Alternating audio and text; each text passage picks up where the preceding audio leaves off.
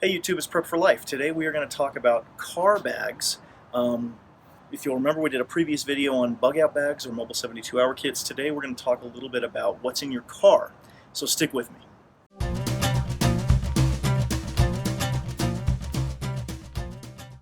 I think this is an area that we definitely overlook. Okay, most people don't consider how much time they spend in their car, the distances that they actually drive, whether it's just commuting, going on trips, things like that.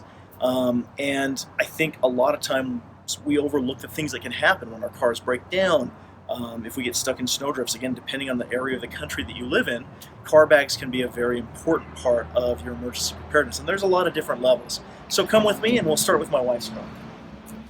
So for my wife, I've packed a very simple bug out bag. I'll put a link in the description below. This is actually an LA Police Gear range bag. Really simple, really light, cost probably $20, so nothing too extravagant, but we wanted to have the basics. I'll kind of show you some of the things that we have. Obviously a folding knife, because you can never have too many of those.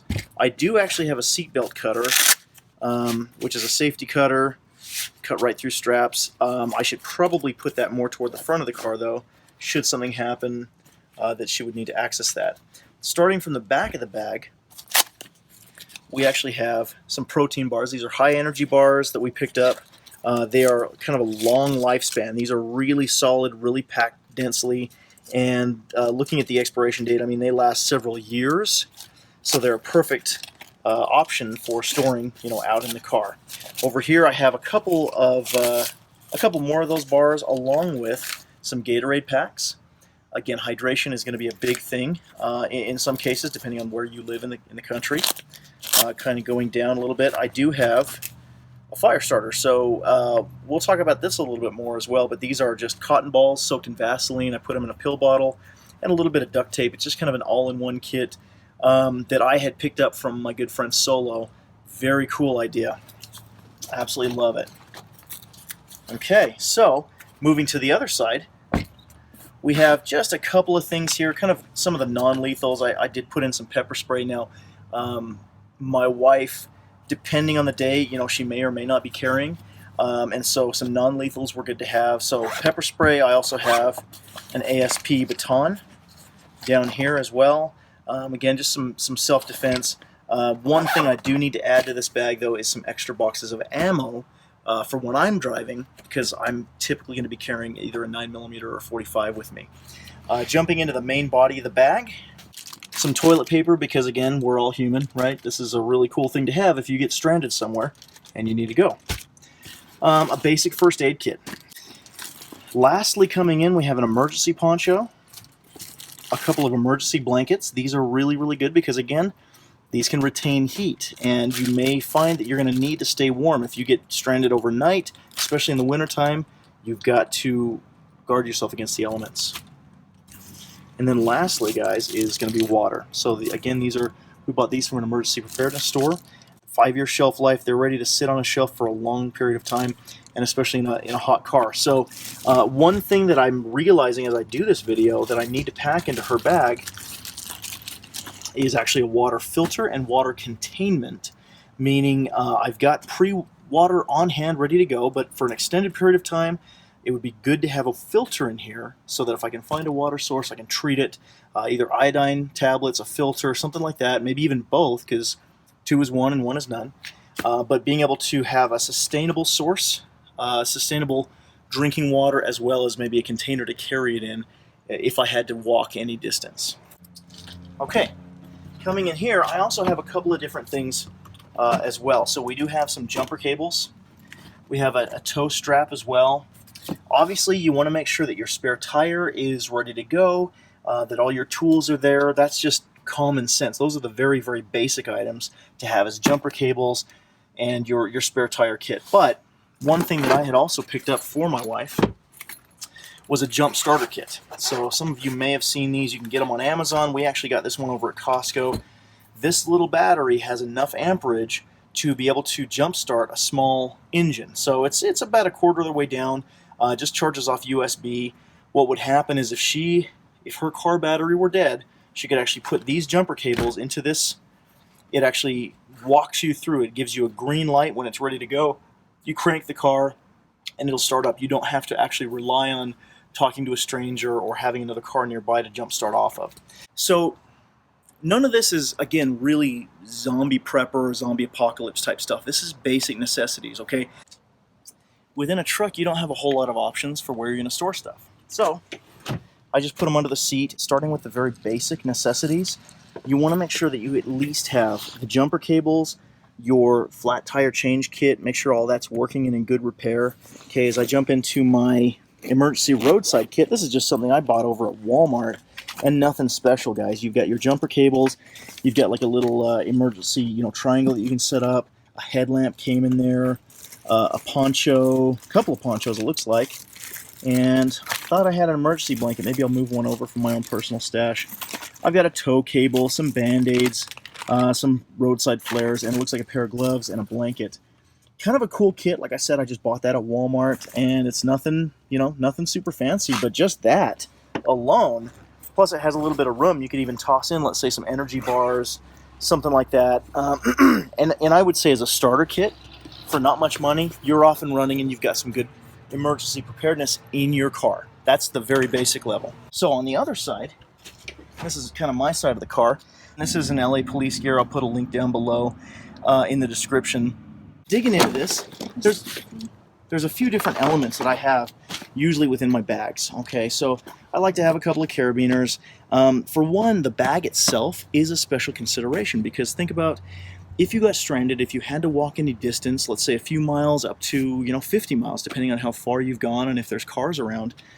Having a bag that you could actually carry with you and take some essentials would be pretty key. And so for me, because of my commute and the trips that I go on, this is why I put a lot of consideration into getting a 3-day assault kit, just because it packs a lot and I can take a lot with me. So kind of starting in the very beginning, I do have a knife ready to go on the side. I actually need to upgrade. This is just a little one that I had around. As I jump into the front pocket, okay, I've got a few of the basics. Again, this same fire starter kit, hydration in there, a little bundle of fat wood. If you're not familiar with fat wood, this stuff is amazing. It's a pine pitch, really soaked in resin that really lights up well. So again, I've kind of got redundancies in my fire starting. That's just something I do because, again, 2 is 1, 1 is none. If one fails, you kind of need to have a backup. Obviously, an emergency warmth blanket, some sunscreen in here as well, a can opener, but also I think I had some flint and steel that I could strike this against to start a fire. I've got some extra rounds of 9mm as well as, 45, both critical duty. And again, that's supplementary to my personal carry that I actually have on body. Okay, so this is kind of integrated into my own personal EDC. I'll put a link above if you want to check out that video as well.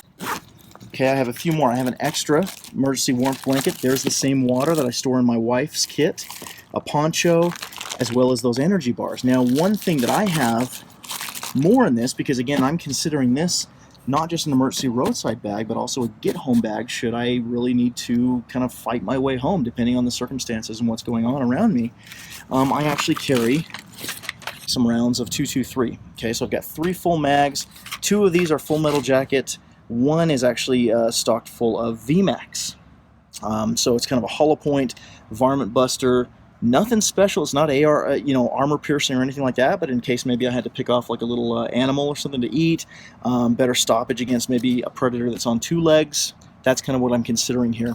To be honest with you, this has not yet become a permanent part of my get-home bag. It's something I've put in because we're taking a trip this weekend, and I'd like to have that consideration when I'm traveling with my family. But that is supplementary to what I have in the main pouch here, which, as you may have guessed, is my AR. So I do have a collapsed AR-15, and that's got a good little red dot sight. I actually do have a sling in there as well in case I need to actually carry it, pack some things up, take this with me, and sling a rifle. I'm ready to go. On top of that, I do have some more kind of food options. Right, a couple of fruit leather, an MRE, just depending on how long I, need to feed myself. This is actually a Katadyn Mini, I believe. Boy, it's been a long time since I cracked into this one. I really do like this filter. Katadyn Pocket, I apologize. Thing is very, very solid. It's a ceramic filter. Very, very cool. They're just not a cheap filter, but they are made very solid. What made me want to pick up the Katadyn Pocket when I went to the store is that at their display, they had a ton of these set up, like in a little pond that you could go try out. All the ones that were made of plastic were cracked and broken. Now again, they're display models, but that tells me that with a lot of usage, they're going to break. This Katadyn Pocket, it's made out of metal. This thing is solid and is not going to break after a lot of use. So that kind of sold me on that. So I've got a few essentials packed up in there, ready to go. Okay, this was a little roadside kit that I had bought previously, and it's a little cinch bag, you know, in case one of my kids needs to take that. American Red Cross. It comes with like a little basic first aid kit inside. You know, I may actually touch this up down the road as I go,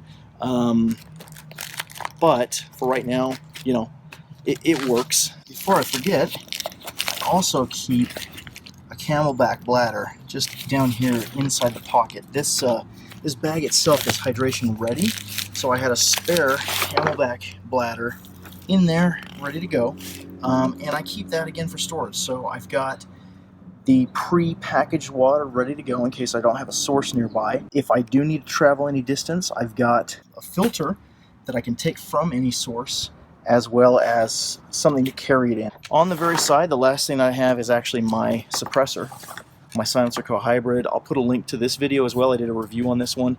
Fantastic suppressor, but I figure if I'm taking one of my rifles and an AR, it'd be kind of nice to not have to pack hearing protection. If I do actually need to use this, I would like to make sure my ears aren't ringing afterwards. So that's why these are fantastic. I hope you found this information useful. I'll be doing more of these as we move forward, but hopefully this gave you some ideas for what you could be doing in your car to prepare. If you do have any suggestions or things that you're doing, please put them in the comments below. I'd love to read through and make this a community discussion. And please remember to like the video, subscribe to our channel for updates for further videos, and share with your friends. Thanks for watching.